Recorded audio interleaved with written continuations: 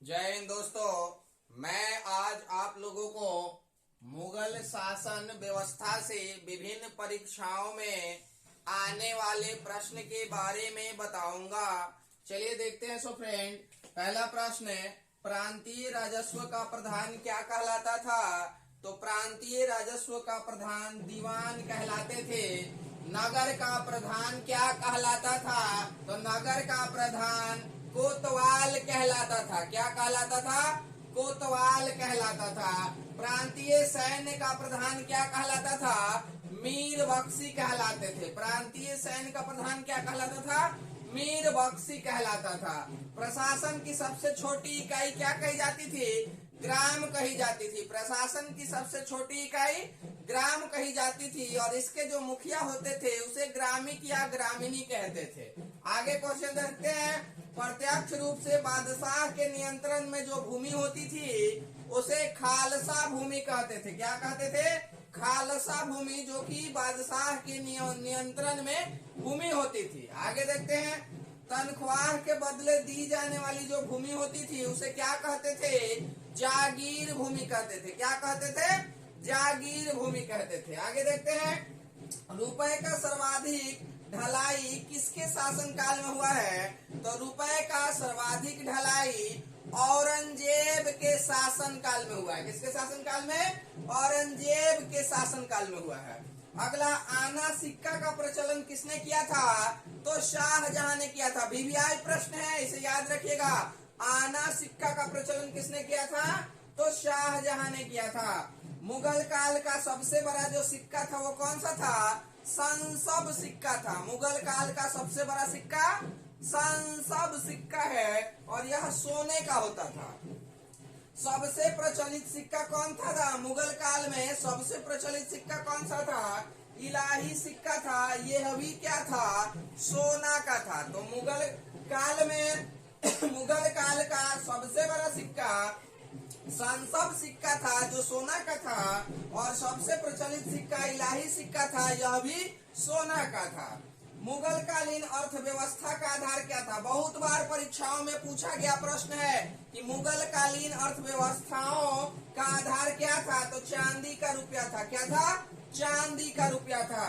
अगला प्रश्न, दैनिक लेन देन। यह भी प्रश्न हमेशा एग्जाम में आता है कि दैनिक लेन देन के लिए तांबे का दाम का प्रयोग किया जाता था, जो कि 1 रुपए के 40 दाम के बराबर होते थे। यानी 1 रुपए में 40 दाम के बराबर होते थे। अगला है, 2 अस्पा और सी अस्पा व्यवस्था किसने चलाया था? तो जहांगीर ने चलाया था। किसने चलाया था? जहांगीर ने चलाया था। अगला क्वेश्चन, मुगल कालीन सैन्य व्यवस्था पूर्णतः आधारित था। तो मुगल कालीन सैन्य व्यवस्था मनसबदारी प्रथा पे आधारित था। किस पे आधारित था? मनसबदारी प्रथा पे आधारित था मुगल कालीन सैन्य व्यवस्था। आगे देखते हैं। न्याय विभाग के प्रधान को क्या कहते थे? तो दीवान ए कजा कहते थे। क्या कहते थे? दीवान ए कजा कहते थे। गुप्तचर विभाग को क्या कहते थे? दीवान ए बरीद कहते थे। गुप्तचर विभाग को दीवान ए बरीद कहते थे। जल सेना के प्रधान को मीर ए बहर कहते थे। जल सेना के प्रधान को मीर ए बहर कहते थे। मुगलों का राजत्व सिद्धांत आधारित था तो शरीयत पर आधारित था। मुगलों का जो राजत्व सिद्धांत आधारित था किस पे? शरीयत पे आधारित था मुगलों का राजत्व सिद्धांत। झरोखा दर्शन एवं तुलादान की शुरुआत किसने किया था? अकबर ने किया था। झरोखा दर्शन एवं तुलादान की शुरुआत किसने किया था? अकबर ने किया था। लेकिन झरोखा दर्शन एवं तुलादान को किसने बंद करवा दिया? तो औरंगजेब ने बंद करा दिया। किसने बंद करवाया? औरंगजेब ने। आगे देखते हैं। अल्त मगा जागीर की शुरुआत किसने की? तो जहांगीर ने किया था। किसने किया था? जहांगीर ने किया था। लोक आचरण का निरीक्षण करता किसे कहते हैं? बार बार एग्जाम में यह प्रश्न आता है, इसे याद रखिएगा कि लोक आचरण के निरीक्षकर्ता किसे कहते हैं? तो मुहतसीब को कहते हैं। किसे? मुहतसीब को कहते हैं।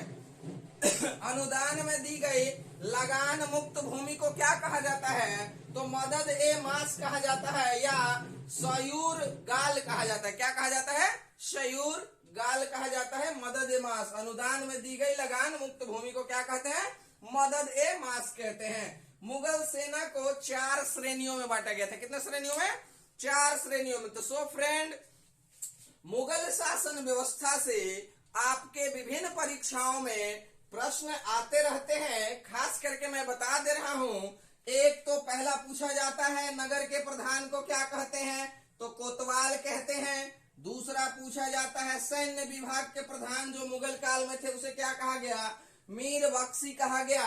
तीसरा क्वेश्चन आता है कि मुगल काल में प्रशासन की सबसे छोटी इकाई क्या थी? तो ग्राम थी। प्रशासन की सबसे छोटी इकाई ग्राम थी और ग्राम के मुखिया को ग्रामिक या ग्रामीणी कहा जाता था। अगला क्वेश्चन, प्रत्यक्ष रूप से बादशाह के नियंत्रण में जो भूमि होती थी उसे क्या कहते थे? खालसा भूमि कहते थे। अगला क्वेश्चन, तनख्वाह के बदले दी गई भूमि थी उसे क्या कहते थे? तो जागीर भूमि कहते थे। अगला प्रश्न, रुपए की सर्वाधिक ढलाई किस शासक के शासन काल में हुआ था? यानी मुगल के वह कौन से शासक थे मुगल कालीन जिसके शासन काल में सबसे अधिक सिक्का ढाला गया था? तो सबसे अधिक सिक्का जो ढलाई हुई थी औरंगजेब के समय में हुई थी। किसके समय में? औरंगजेब के समय में। आना सिक्का का प्रचलन किसने किया था? तो आना सिक्का का प्रचलन शाहजहां ने किया था। किसने किया था? शाहजहां ने किया था आना सिक्का का प्रचलन। मुगल काल का सबसे बड़ा सिक्का कौन था? तो संसव सिक्का था। कौन सा? संसव सिक्का था। वो किस चीज का बना था? सोना का होता था। आगे, मुगल काल में सबसे प्रचलित सिक्का कौन सा था?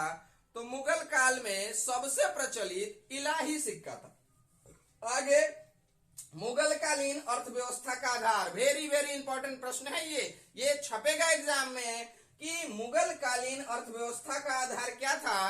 तो चांदी के सिक्के थे। किससे? चांदी के सिक्के थे। दैनिक लेन देन में, मुगल काल में दैनिक लेन देन में किसका ज्यादातर उपयोग किया जाता था? तो तांबे के सिक्के यानी तांबे के दाम का उपयोग किया जाता था और वह जो दाम होता था 1 रुपए में 40 दाम के बराबर था। क्या होता था? 1 रुपए में 40 दाम होता था। आगे, 2 अस्पा और सिंह अस्पा मैंने पिछले क्लास में भी बताया था जब आपको जहांगीर पढ़ा रहा था तो कि 2 अस्पा और सिंह अस्पा जो व्यवस्था है यह जहांगीर लाए हैं और इससे पहले सबसे पहले यह 2 अस्पा और सिंह अस्पा महावत खां को मिला हुआ था। किसके पास था? महावत खां के पास सबसे पहले था। मुगल कालीन सैन्य व्यवस्था पूर्णतः आधारित था तो मनसबदारी प्रथा पे आधारित था। यानी टोडरमल की जो व्यवस्था थी मनसबदारी प्रथा, अकबर जब पढ़ा रहे थे तो हम बताए भी थे कि 10 साल बंदोबस्त की व्यवस्था टोडरमल के द्वारा 1580 ईस्वी में किया गया था। तो उसी से संबंधित है कि मुगल सैन्य व्यवस्था पूर्णतः आधारित है तो मनसबदारी पे आधारित है। इतने सारे प्रश्न आपके फिर से मैंने रिवाइज कर दिए और यह प्रश्न निश्चित रूप से ही एग्जाम में आते रहते हैं। इधर में एक नया प्रश्न देखने के लिए मिलेगा, झरोखा दर्शन एवं तुला दर्शन की शुरुआत किसने की? अकबर ने किया था। यह प्रश्न मैंने जब अकबर बता रहा था तो बताया भी नहीं था, लेकिन अभी जब मुगल शासन व्यवस्था की बात आई तो मुझे लेके आना पड़ा इस प्रश्न को, क्योंकि ये प्रश्न आ सकते हैं। झरोखा दर्शन एवं तुला दर्शन की शुरुआत किसने किया था? अकबर ने किया था। लेकिन झरोखा दर्शन एवं तुला दर्शन को समाप्त किसने कर दिया? तो औरंगजेब ने उसे समाप्त कर दिया। अल्तगमा जागीर की शुरुआत किसके समय में हुई थी? तो जहांगीर के समय में हुई थी। मुगलों का रजत्व सिद्धांत संबंधित था तो शरीयत के नियमों पर चल रहा था, इसलिए शरीयत से संबंधित था। लोक आचरण, ये बार बार प्रश्न पूछा जाता है, लोक आचरण का निरीक्षण करता कौन थे? तो मुहत्तसीब थे। कौन थे? मुहत्तसीब। तो इस तरह से मैंने आज आपको मुगल शासन व्यवस्था से विभिन्न परीक्षाओं में आने वाले प्रश्नों को रखा। तो सो फ्रेंड, आशा करता हूं कि आप लोगों को यह जो टॉपिक है मुगल शासन व्यवस्था, यहां से आपको काफी हेल्प मिलेगा परीक्षा को पास करने के लिए। धन्यवाद।